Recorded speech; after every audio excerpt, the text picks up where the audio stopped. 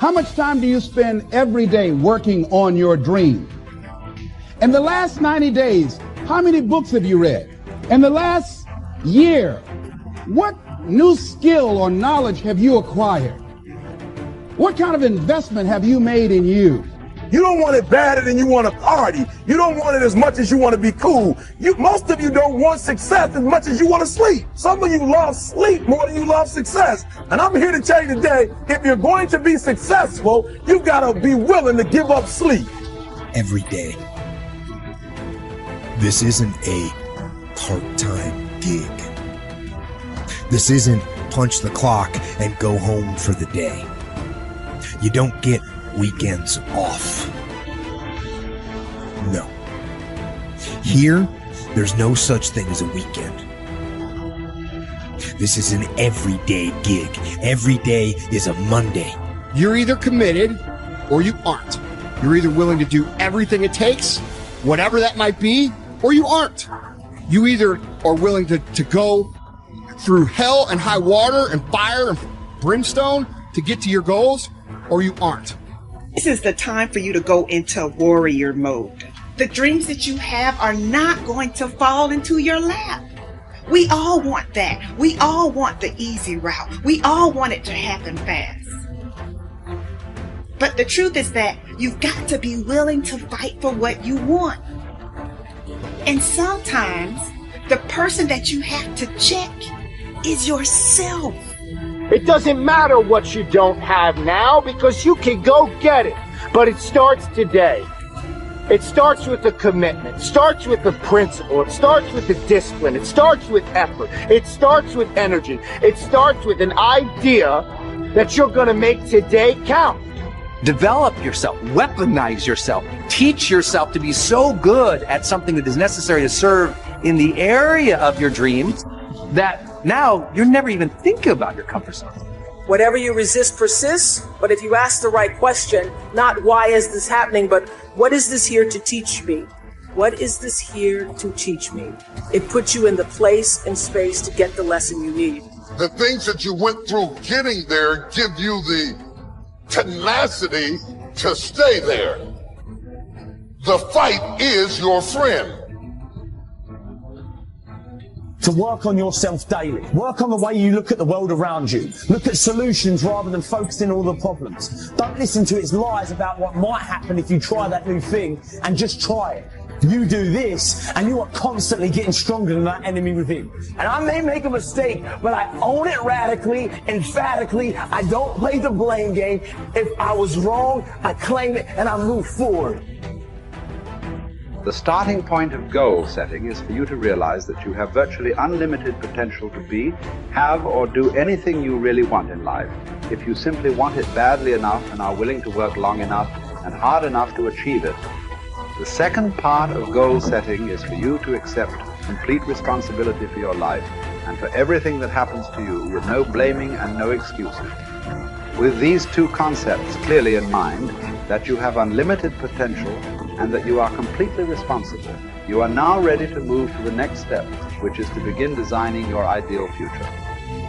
You are responsible for financial strategy, for deciding exactly how much of your services you want to sell, how much you want to earn, how rapidly you want to earn your income year by year, how much you want to save and invest, and how much you want to be worth when you retire. These numbers are entirely up to you. You are responsible.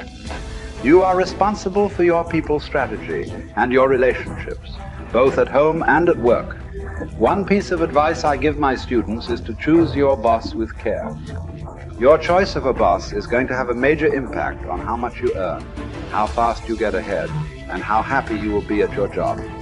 By the same token, your choice of a mate and friends will have as much or more to do with your success and happiness than any other decisions you make.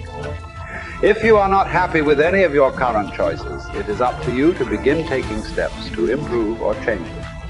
Finally, as president, you are in complete charge of personal research and development, personal training and learning. It is up to you to determine the talents, skills, abilities, and core competencies you will need to earn the kind of money you want to earn in the months and years ahead. It is then your responsibility to make the investment and take the time to learn and develop these skills. No one is going to do it for you. The unavoidable truth is that no one really cares as much as you do. From this point forward, see and think about yourself as the master of your own fate. See yourself as completely in charge of your own life. See yourself as the president of your own personal services corporation. See yourself as a powerful person, completely self-determined and self-directed. Refuse to whine and complain about things that happened in the past, which cannot be changed.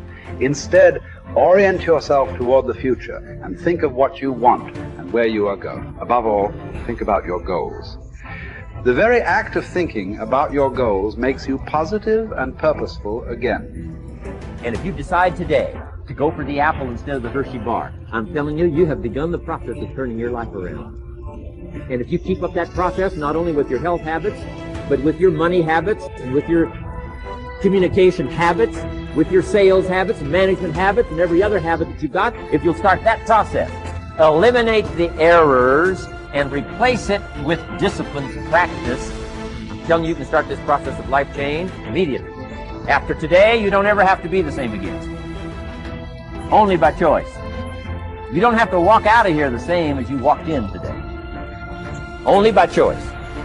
You can start a whole new process. And you say, well, Mr. Owen, is it that simple? Yes, it's that simple. Where else would you start but with an apple? You don't have to start with something staggering, and everybody has it within their power. Well, it was so happy for me to find out at age 25, Mr. Schultz said, Mr. Owen, you don't have to change country. But you do have to change philosophy. And if you'll change philosophy, not country, you can turn around your income, you can turn around your bank account, you can turn around your skills, you can become capable, powerful, sophisticated, healthy, influential, all the other equities that you could possibly want out of your life, using the only stuff there is and not trying to change any of this stuff.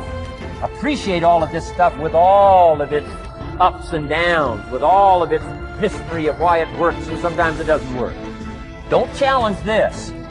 You don't have to ask for another planet. You don't have to ask for another country. Just ask for another book. Ask for another seminar. Ask for another idea. And you can start this whole process of personal life. You want to stand out from everyone else. You want to do something more than other people think is possible. You literally want to stand outside the norm. And if that's the case for you, then understand that, as Albert Einstein said, only one who devotes himself to a cause with his whole strength and soul can be a true master. For this reason, mastery demands all of a person. If you want to get great, if you really want to make a skill set your own, if you want to be able to do something, and at the end of the day, if you want to transform the world, if you want to make grand changes, if you want to do all of that all the empty words that people spout all the time, let me tell you, the only thing that's going to separate you from all the other blowhards who are just talking words and will never do anything is to give yourself over completely, to let that obsession, let that thing that you love completely consume you. And in that, your only chance to really become great lies. You know, if you want to have a fully charged life, you have to start looking forward to things again. You have to get excited about tomorrow again. You have to see your life developing again. You have to set yourself on the path where you're step by step progressing every single day, so you know tomorrow's going to be better than it was today. That you know tomorrow you're going to become more of who you know you can become. That you know tomorrow by your simple choices, by your simple sets of disciplines and habits, that you're going to evolve into your highest self. And that is the path of the charged life. This constant engagement with the best within us, of pushing ourselves, but with that purpose and that progress of hoping to become our highest selves. And when you live in that place and you sense that every single day, that's the magic. That's what life should feel like. That's what I think we all deserve. And maybe we ought to start aiming and challenging ourselves just a little bit more to get there.